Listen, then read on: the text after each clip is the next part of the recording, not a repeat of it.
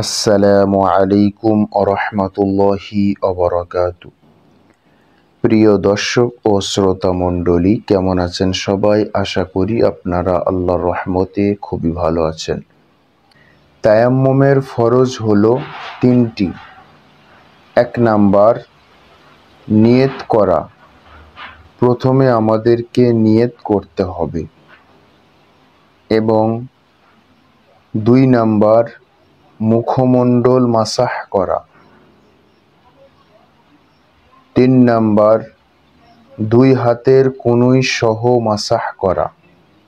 এটি হলো তায়াম্মুম করার ফরজ।